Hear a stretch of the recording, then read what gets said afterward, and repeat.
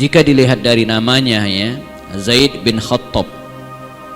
Sekedar tambahan, versi aslinya itu adalah Zaid bin Al-Khattab ya, karena nama ayahnya itu Al-Khattab. Namun dalam translate ya, bahasa Indonesia biasanya Al itu kadang suka diabaikan ya, seperti Az-Zubair bin Awam ya, menjadi Zubair bin Awam. Demikian juga dengan Al-Khattab yang dalam bahasa lisan dan kadang juga bahasa tulisannya suka dipopulerkan dengan Khattab ya. Nah, jika dilihat dari namanya Zaid bin Khattab, maka jelas beliau ini adalah saudara dari Umar bin Khattab ya, Umar bin Al-Khattab radhiyallahu anhuma. Dan betulnya dia adalah abang ya, kakak dari Umar bin Khattab, khalifah kedua kaum muslimin yang terkenal sekali ya. Dan kalau kemudian dalam title-nya ini ada tulisan ya, mendahului Umar di dua kebaikan ya, dalam bahasa teks asli Arabnya itu rahimahallahu Zaidan ya, semoga Allah merahmati Zaid. Ini ungkapan Umar ketika abangnya ini wafat ya, ketika mendengar abangnya ini meninggal dunia, maka Umar mengatakan rahimahullahu Zaidan, semoga Allah memberikan rahmat. Nah, ini juga sunnah dalam tanda kutip ya, kebiasaan yang baik bagi kita ya, ketika mendengar ada yang meninggal dunia, selain inna lillahi wa inna ilaihi rajiun ya, juga kita mendoakan dia ya, rahimahullah, semoga Allah merahmatinya. Rahimahullahu Zaidan, semoga Allah memberikan rahmat kepada Zaid. Sabaqani ilal husnain, kata Umar, sabaqani ila al husnain ya, semoga Allah sabaqani ya, telah mendahuluiku ya, Zaid ini telah mendahuluiku, kata Umar, ilal husnain, dua hal. Jadi Zaid ini ya, telah mendahului Umar bin Khattab dalam dua kebaikan. Nah, ini dapat kita jelaskan bahwa Umar, siapa yang tidak kenal dengan Umar bin Khattab dengan segala kebaikannya, dengan segala kezuhudannya, keberanian seterusnya ya.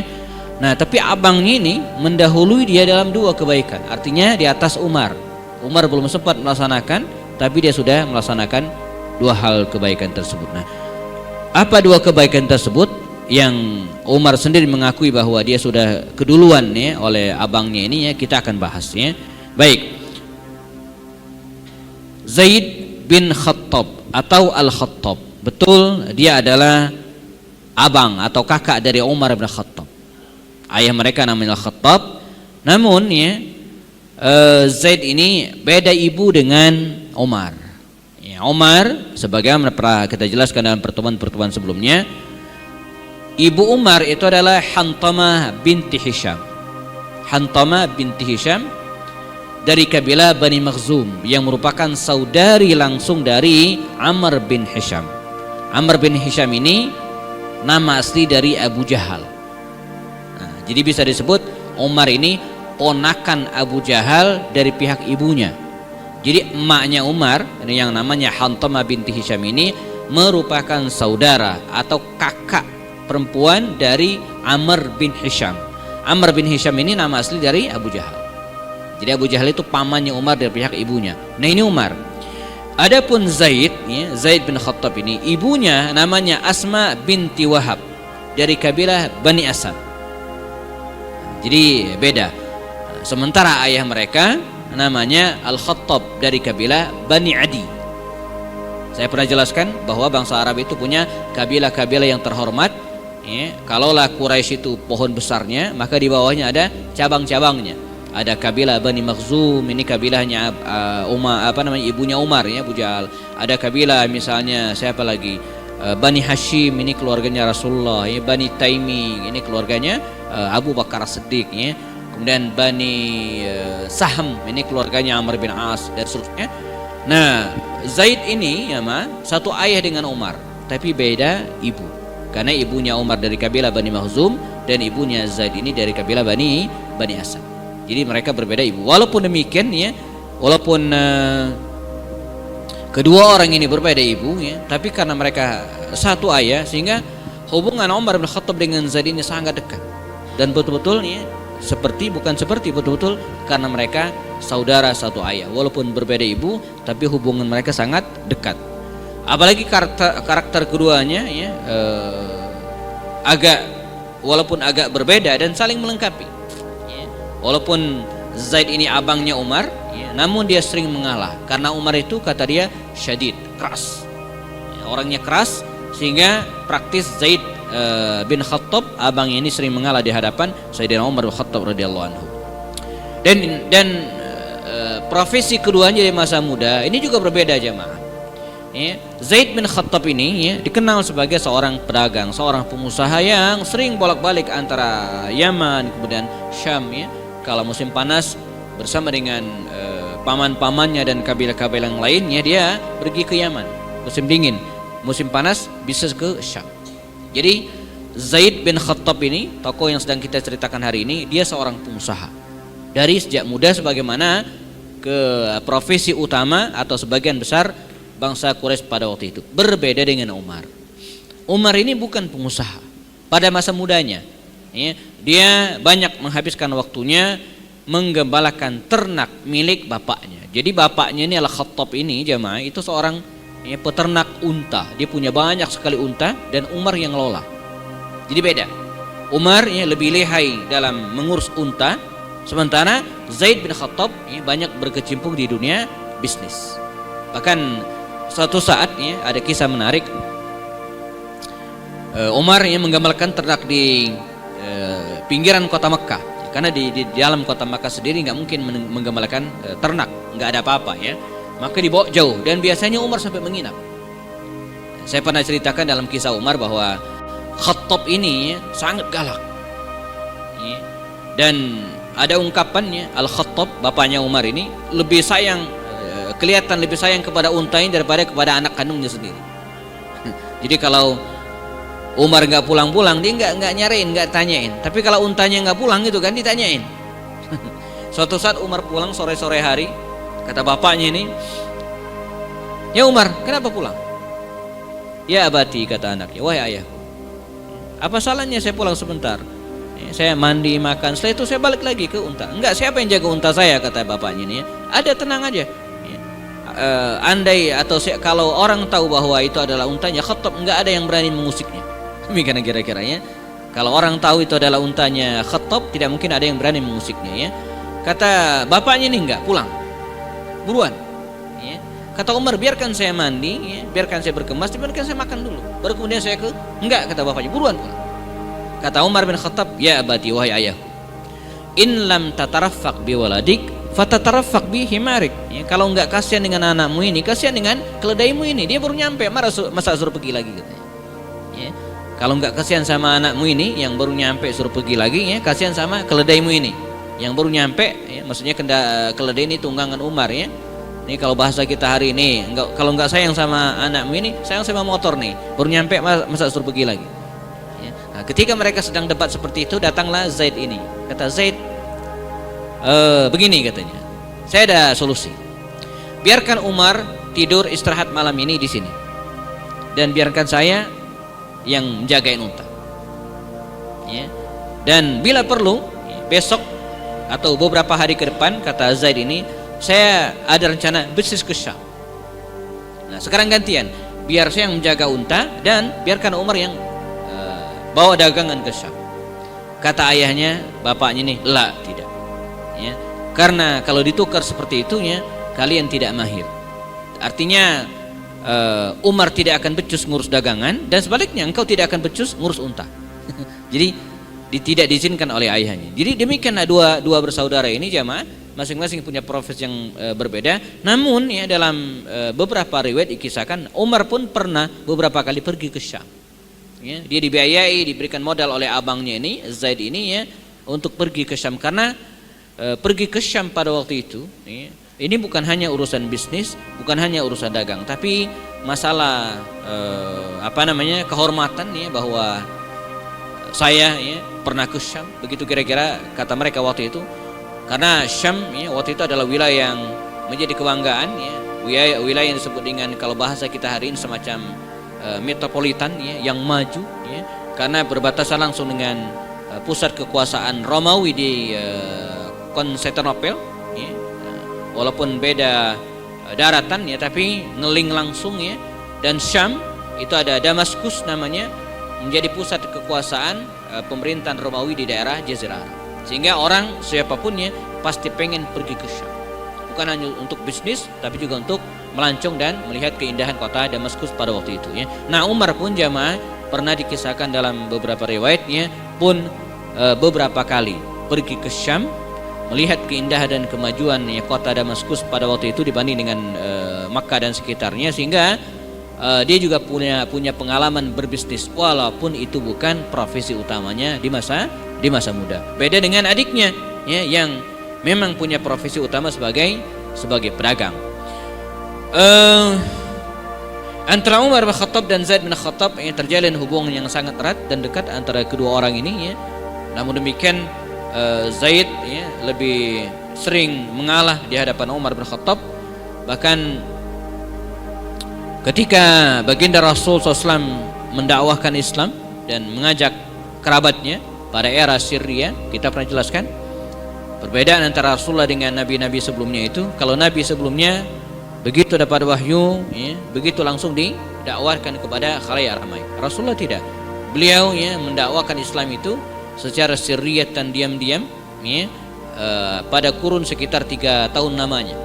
Nabi mendakwakan Islam itu ya, menyebarkan Islam sirriyatan secara diam-diam, dimulai dari keluarga dekatnya, istrinya, anak-anaknya, lalu kemudian ponakannya, sepupunya Ali bin Abi Thalib, lalu kemudian siapa lagi? Misalnya anak angkatnya Zaid bin Haritha ya. Kemudian masuk ke Abu Bakar Siddiq ya. Dari Abu Bakar Siddiq ini banyak sekali orang-orang masuk Islam. Nah, di antara adalah Zaid.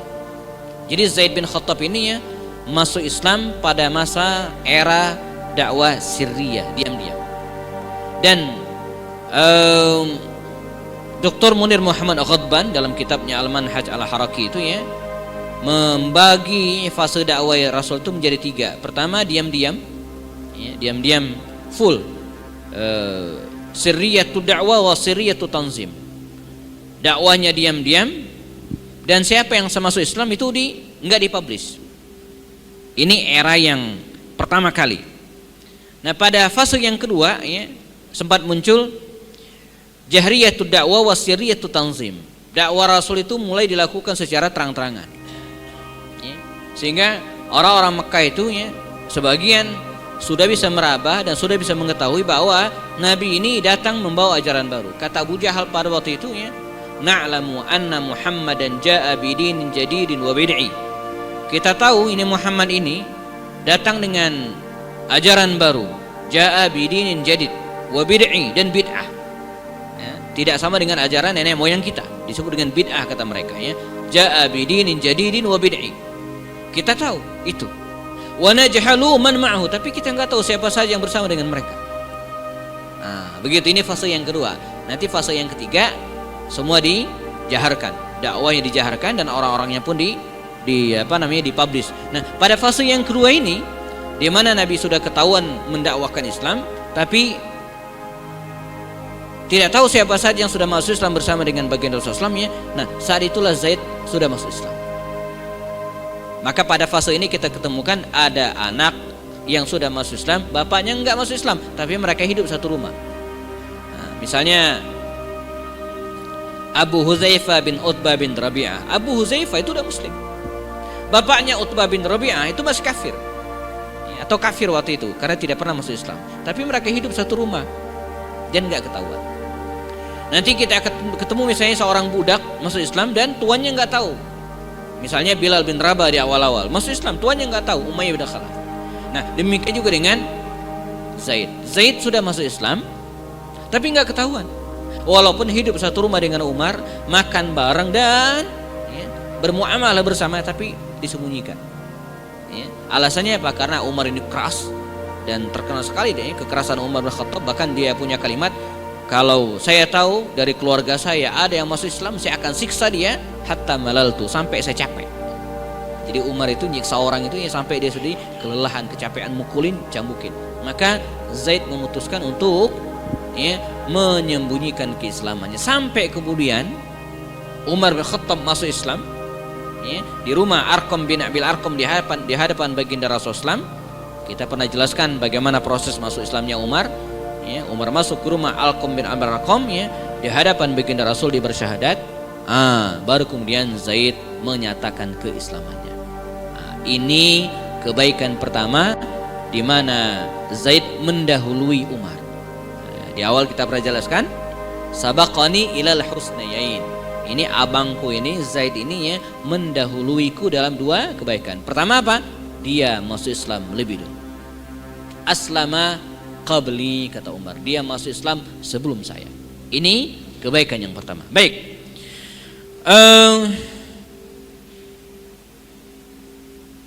Sebagai tambahan bahwa walaupun, ya, Zaid bin Khattab ini abangnya Umar dan usianya lebih tua daripada Umar, ya, tapi karena karakter Umar yang keras, tegas, dan kemudian lebih menonjol, maka dalam pertemuan-pertemuan biasanya yang mewakili kabilah mereka bukannya Zaid, tetapi Umar bin Khattab. Ya. Jadi bukan Zaid, tapi Umar bin Khattab radhiyallahu anhu. Baik, kita percepat saja, ya. Jadi masuk Islam, ya, lebih dulu dari abangnya Umar bin Khattab, dan ketika tiba perintah untuk hijrah dari Makkah ke Madinah, Rasulullah SAW mengizinkan para sahabat untuk hijrah dari Makkah ke Madinah, maka Zaid bin Khattab ini jamaah, ya, segera berangkat hijrah bersama dengan adiknya Umar bin Khattab dan beberapa saudara yang lain, misalnya Ayyash, ya, bin Rabi'ah, ya, lalu kemudian Khunais bin Huzafah Sahmi, suami dari Hafsah binti Umar, ya, lalu kemudian Sa'id bin Zaid. Sa'id bin Zaid ini pernah kita jelaskan ceritanya, termasuk di antara sahabat Nabi yang masuk surga, ya. Dan orang-orang ini masuk hijrah ke Madinah dalam keadaan terang-terangan. Saya pernah jelaskan, Nabi memerintahkan kepada para sahabat untuk hijrah. Itu fix, harus, enggak boleh enggak, ya. Tapi teknis pemberangkatan diserahkan kepada masing-masing. Karena itu kita temukan para sahabat Nabi itu ada yang hijrahnya sendiri-sendiri, ada yang bersama-sama, ada yang sembunyi-sembunyi, ada yang terang-terangan, ada yang malam hari, ada yang siang hari, dan seterusnya. Ada yang bersama dengan keluarganya. Jadi teknis pemberangkatan masing-masing. Nah, Umar bin Khattab dan abangnya Zaid bin Khattab ini, ya, bersama-sama dengan yang lainnya, ini satu geng begitu kira-kira teman-temannya, mereka berangkat hijrah ke Madinah Al-Munawwarah bersama-sama dan terang-terang, tidak sembunyi-sembunyi. Rasul, ya, itu hijrah ke Madinah dengan cara sembunyi-sembunyi, dan karena, ya, kalau ketahuan sempat mau dibunuh oleh orang-orang kafir Quraisy pada waktu itu, ya. Hijrah ke Madinah dan tiba di Madinah, kemudian dia menginap sempat di rumah Rifa'ah bin Abdul Munzir di Quba, saudara dari Lubabah bin Abdul Munzir. Dan ketika Nabi hijrah ke Madinah menyusul kemudian, dia pun kemudian dipersaudarakan oleh Rasul dengan Ma'an bin Adi al-Ansari, ya, seorang dari kabilah Ansar. Dan ini program Rasulullah, jemaah. Ketika Nabi hijrah dari Mekah ke Madinah, kondisi Madinah itu, ya, carut marut, centang peranang, konflik berkepanjangan, berantem terus. Untuk mengatasi hal itu, maka baginda Rasul membuat program yang namanya Al-Ikha, mempersaudarakan kaum muslimin, terutama orang-orang yang hijrah, ya, muhajirin, dengan orang-orang Ansor, penduduk asli kota Madinah. Maka dengan cara itu, dalam waktu singkat, Madinah yang tadi berantem terus, ya, konflik berkepanjangan dan tidak pernah akur, dengan program ini mereka bisa diredam dan mereka hidup dalam ikatan ukhuwah Islami yang tenang, ya. Sisanya, innakumullah, ketika Nabi hijrah, maka terjadilah beberapa peristiwa besar, ya. Serial peperangan di masa Nabi, ada perang Badar, Uhud, Khandaq, dan seterusnya sampai perang Tabuk. Zaid bin Khattab ini tidak pernah absen, ya, tidak pernah absen dari peristiwa-peristiwa besar bersama Rasulullah. Dia tidak pernah, ya, jauh dari Rasulullah. Kemana Rasulullah pergi, ya, kemana Rasulullah berjihad, berperang, atau kemudian mendatangi suatu kabilah, dia tidak pernah absen. Nah, ini juga memberikan penjelasan kepada kita bahwa kita, ya, mestinya selalu terlibat dalam proyek-proyek kebaikan, ya, dalam proyek-proyek kebaikan, ya, dan karena kita di akhirat nanti ya, akan dinilai, ditanya oleh Allah Subhanahu wa taala tentang keterlibatan kita dalam kebaikan sesuai dengan kemampuan kita ya. Ketika kita bisa menyumbangkan harta kita, kita ikut terlibat dengan harta kita ya. Kalaupun tidak bisa ya, kita minimal memfasilitasi ya, atau kemudian memberikan motivasi kepada orang untuk melakukan kebaikan juga. Dan dalam mengikuti peperangan di masa baginda Rasulullah SAW ya, dia terkenal sekali dengan kesungguhannya ya, tidak pernah takut dengan kematian. Bahkan ada kisah ketika terjadi perang Uhud, saya pernah jelaskan perang Uhud itu 3 babak. Babak pertama kaum muslimin menang, babak kedua kaum muslimin babak belur ya, dan babak ketiga kaum muslimin bisa mengendalikan peperangan lagi. Nah pada babak kedua ini ketika kondisi sangat kritis ya, 70 syuhada, kaum muslimin meninggal dunia, Rasul sendiri luka parah di pelipisnya ya, kena tombak Ibnul Qam'ah. Nah waktu itu Zaid ya, dalam perang Uhud juga demikian ya, tamengnya itu ya terlempar lepas, sehingga praktis dia berperang itu tanpa tameng. Nah Sayyidina Umar yang melihat abangnya ini dalam bahaya ya, ada 2 versi kisah. Kisah pertama, Umar ya, ingin mengambil tameng yang tergeletak itu untuk diberikan kepada abangnya ini. Tapi di kisah lain dikatakan ya Umar ingin memberi tamengnya kepada abangnya ini ya, dia lihat abangnya berperang tanpa tameng, sementara Umar masih pegang tameng ya. Ini kisah pertama. Kisah yang kedua, Umar tidak pegang tameng, dia ingin mengambil tameng itu diberikan kepada kakaknya. Apa kata ketika tameng itu diberikan ya, kepada abangnya ini, ya Zaid, ini ini tamengmu, ini perisaimu ya. Kata Umar, kata abang ini apa? Ya Umar, apakah engkau kira yang pengen mati syahid itu engkau saja? Ya. Apakah engkau mengira yang pengen mati syahid itu engkau saja? Ya. Enggak, saya juga pengen. Ya. Yang menarik setelah itu Umar melempar tameng tersebut dan kedua-duanya berperang tanpa tameng. Ya. Yang tadinya ingin diberikan kepada abangnya, tapi ketika abangnya mengatakan bahwa ya Umar, yang pengen mati syahid itu siapa? Bukan engkau saja, saya juga pengen.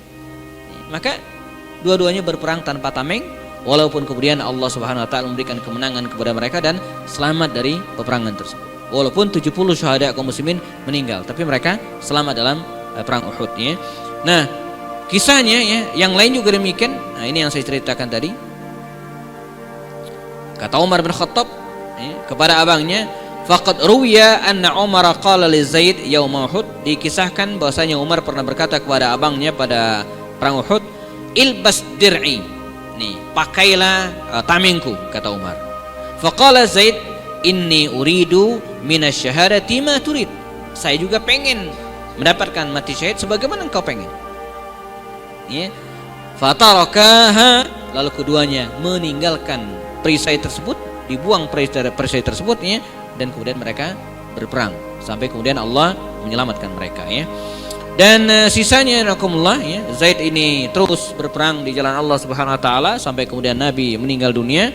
Dan ada kisah menarik, satu saat baginda Rasulullah SAW bersama dengan sekelompok para sahabat Nabi, ini tidak lama jelang Nabi meninggal dunia. Dan seperti biasa ya, dalam tausiah-tausiahnya ya, baik setelah sholat maupun dalam pertemuan-pertemuan tertentu, Nabi kemudian menyampaikan beberapa hal. Dan hari itu beliau menyampaikan sebuah kalimat yang membuat bergidik ngeri ini para sahabat yang duduk bersama Rasul SAW. Apa kata Rasul? Inna fikum larajulan dirsuhu finnar misluh ya. Inna fikum, sungguhnya di antara kalian ini, kata Rasul, larajulan, ada seorang laki-laki di mana gerahamnya itu ya, gerahamnya yang sebesar Uhud itu, kata Rasul, artinya besar ya, finnar, itu akan masuk neraka. Nabi ingin mengatakan bahwa di antara kalian yang duduk di tengah saya ini, kata Rasul, ada salah seorang yang akan masuk neraka ya. Kisah ini diriwayatkan oleh Abu Hurairah radhiyallahu anhu dan kisahnya sahih ya. Dan Nabi pun meninggal dunia, jamanakumullah. Satu persatu para sahabat yang duduk melingkari Rasul pada waktu itu meninggal dunia dalam keadaan husnul khatimah ya, mereka meninggal dalam keadaan husnul khatimah, dalam keadaan muslim, sebagian meninggal dalam keadaan berjihad, ya, dan atau mungkin wafat dalam keadaan muslim. Sampai akhirnya pada pemerintahan Abu Bakar Siddiq, ya, pada pemerintah Abu Bakar Siddiq ketika Nabi sudah meninggal dunia, ya, tinggal 2 orang lagi yang belum meninggal di antara kelompok tersebut. Di antara orang-orang yang mengelilingi Rasulullah tersebut, ya, ada 2 orang lagi. Siapa? Abu Hurairah dan Ar-Rajala bin Unfuah Al-Hanafi dari kabilah Bani Hanifah. 2 orang lagi. Nah, di sini Abu Hurairah sebagaimana dituturkan oleh beliau, gitu kan, ketar-ketir. Ya, jangan-jangan saya yang disebut oleh Rasul tersebut. Karena tinggal 2 lagi. Kalau enggak Ar-Rajala bin Unfuah ini, atau dia Abu Hurairah radhiyallahu anhu. Sampai akhirnya ketika Nabi meninggal dunia, lalu kemudian PR terbesar Abu Bakar Siddiq waktu itu memerangi orang-orang murtad. Ya, saya pernah jelaskan ada 3 jenis orang murtad. Pertama, ada orang-orang murtad yang membangkang, tidak mau sholat dan tidak mau zakat. Ada orang yang murtad tidak mau sholat tapi mau zakat. Dan sebaliknya yang ketiga, ada orang yang, ya, tetap sholat tapi membayar zakat tapi tetap sholat, ya. Jadi pertama, ada orang yang enggak mau sholat, enggak mau zakat. Clear. Terhadap orang seperti ini tidak ada khilaf, diperangi. Yang kedua, ada orang yang mau sholat tapi enggak mau zakat. Sholat ya mau, tapi enggak mau bayar zakat. Misalnya Malik bin Nuwairah, dia kalau disuruh sholat mau, bayar zakat ogah. Nah, ada juga orang yang sebaliknya, jemaah, mau bayar zakat, suruh sholat nggak mau, karena sholat itu menghinakan seorang manusia, kata dia. Ya, maka dia nggak mau sholat. Misalnya Tulaiha bin Khuwailid itu dikabarkan tidak mau sholat, zakat nggak masalah. Nah, terhadap kelompok yang pertama, nggak mau sholat dan tidak mau berzakat, ini clear. Mereka sepakat untuk memerangi orang ini. Tetapi golongan 2 yang terakhir khilaf. Ada yang setuju diperangi, ada yang mengatakan janganlah Umar, kan mereka yang penting sholat dulu, soal zakat pelan-pelan lah. Ya, tapi Abu Bakar As-Siddiq memutuskan untuk memerangi semua orang itu, baik yang mau sholat atau yang tidak mau sholat dan bayar zakat.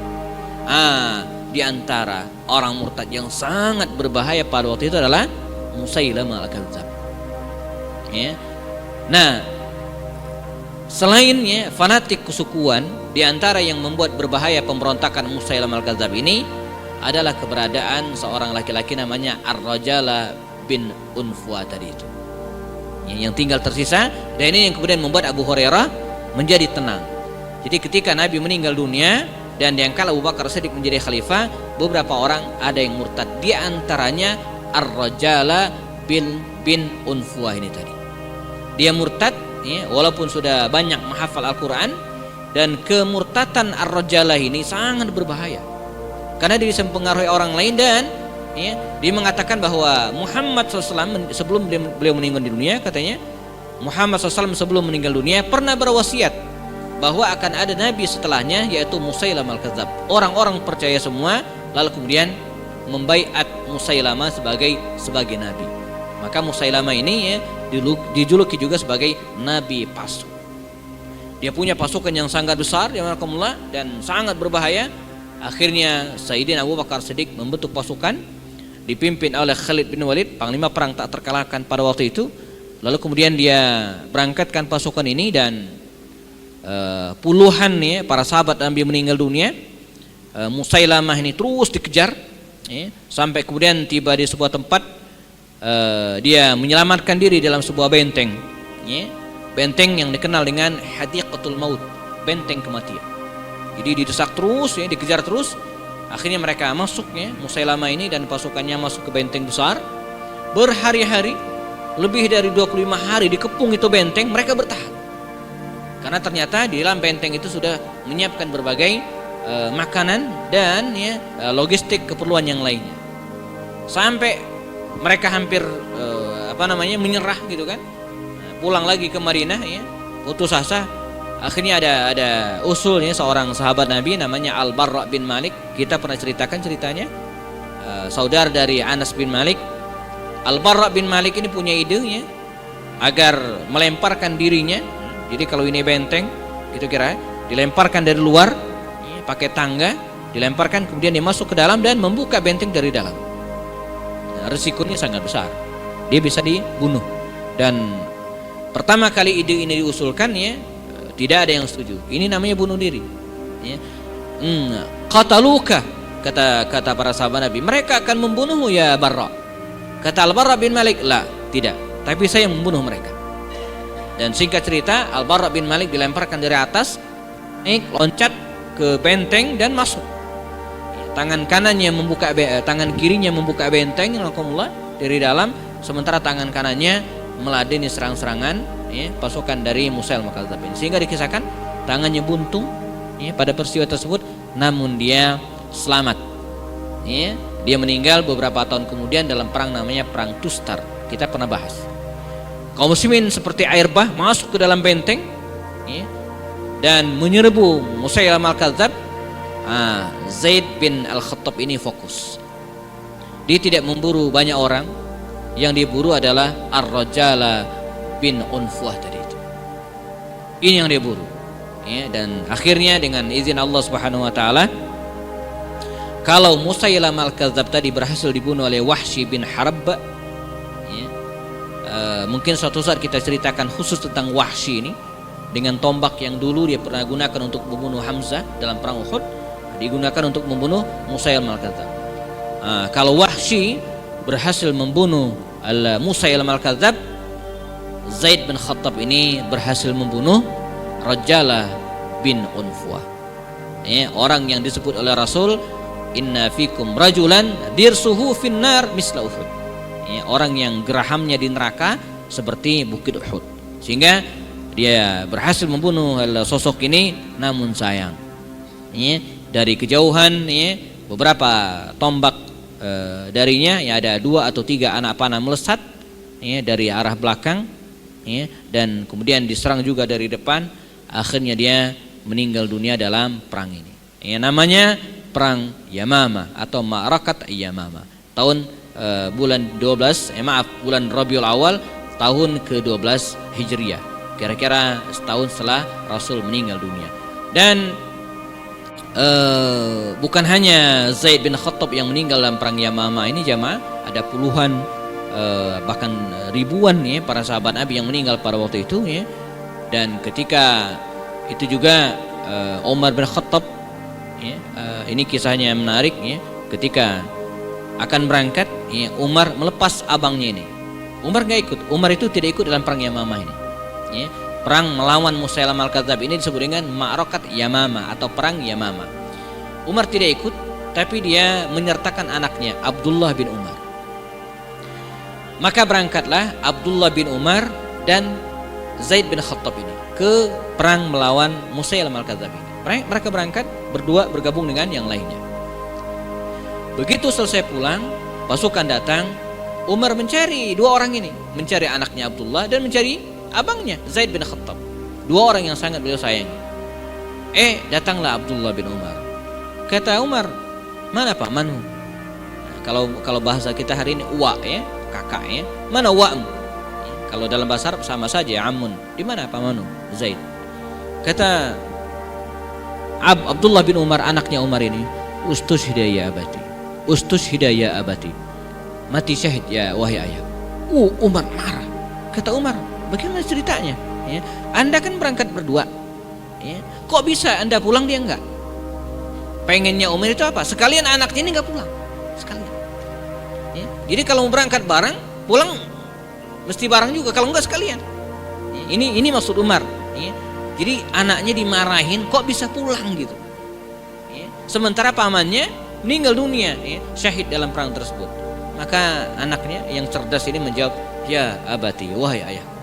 Sungguh sebelum peperangan, saya dan paman Zaid bin Khattab ini sama-sama berdoa, minta kepada Allah Subhanahu wa taala agar meninggal dalam keadaan syahid. Allahumma ya Allah amitna ala syahadati fi sabilika. Wafatkanlah kami dalam keadaan mati syahid. Kami sama-sama berdoa. Sama-sama berdoa. Namun sayang, doa pamanku dikabulkan, doa saya enggak. Jadi bukan salah saya katanya, doa paman dikabulkan dan saya tidak.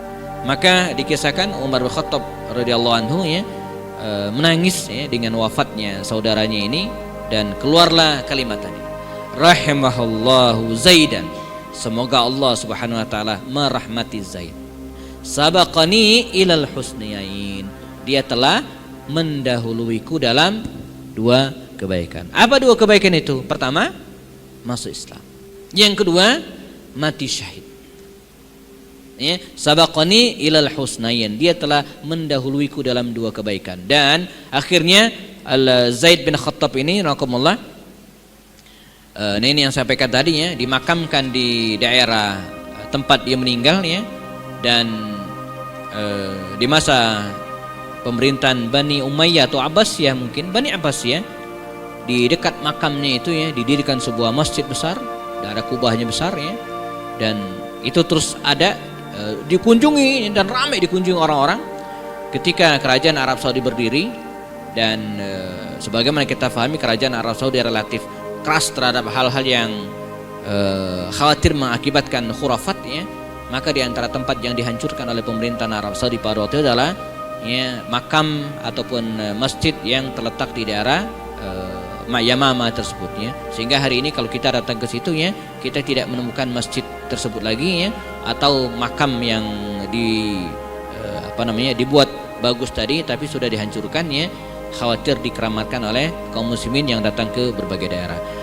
Sebagai penutup, alhamdulillah sudah Isya. Zaid bin Khattab ini ya, dia dibunuh oleh Abu Maryam al-Hanafi ya, dari kabilah Bani Hanifah, anak buahnya Musailamah al-Kadzdzab. Dan ketika Khalid bin Walid berhasil menaklukkan mereka, ada ribuan di antara mereka juga akhirnya memeluk Islam, bertaubat kembali ya, bertaubat. Dan di antara yang bertaubat juga adalah Abu Maryam al-Hanafi ini yang membunuh Zaid bin Khattab. Nah, ketika ketemu Umar ya, dikisahkan, ini sebagai penutup, waqad iltaqa Umar bi Abi Maryam al-Hanafi. Suatu saat Umar bertemu dengan Abu Maryam yang telah membunuh abangnya ini. Qatilu Zaid, pembunuh Zaid. Wa Umar yauma idzin al-khalifah. Pada waktu itu Umar jadi khalifah. Dan ketemu dengan pembunuh adiknya. Faqala lahu aqatalta Zaida ibn al-Khattab. Apakah betul engkau yang membunuh Zaid bin Khattab, abangku? Kata Umar. Faqala Abu Maryam ini mengatakan, akramahallahu biyadi ya, walam yuhinni biyadi ya. Kata dia, Allah Subhanahu wa taala memuliakan Zaid ini dengan tanganku. Artinya gara-gara tanganku membunuh dia kemudian masuk surga, menjadi syahid. Artinya dia mengiyakan, akramallahu, Allah memuliakan dia biyadi, dengan tanganku ya. Walam yuhinni biyadi, dan saya tidak merasa hina atau tidak dihinakan Allah dengan tangannya. Artinya kalau Zaid bin Khattab bisa membunuh dia, itu artinya dia dihinakan dengan tangan Zaid bin Khattab. Tapi ini tidak ya.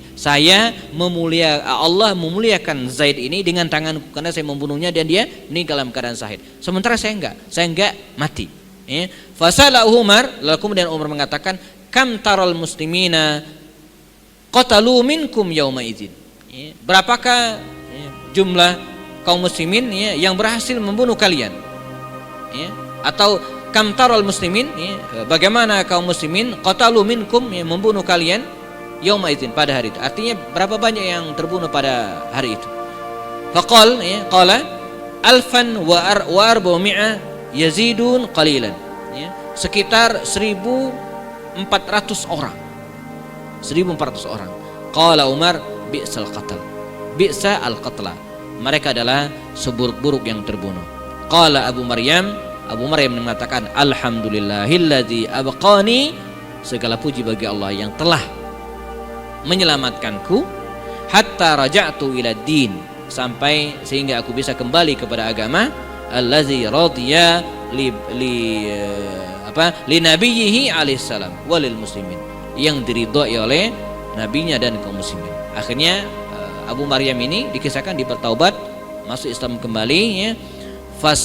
Fasurra Umar biqaulihi, maka mendengar kalimat tersebut Umar senang, gembira ya, tertawa, tersenyum karena sang pembunuh Umar sudah bersyahadat, sudah masuk Islam kembali dan tidak meninggal dalam keadaan kafir. Nah, ini kisah tentang Zaid bin Khattab ya, abang Umar bin Khattab radhiyallahu anhu, seorang yang luar biasa ya, dan sabaqani ilal husnain, kata Umar, yang telah mendahuliku dalam dua kebaikan, masuk Islam lebih dulu dan meninggal dalam keadaan lebih dulu juga.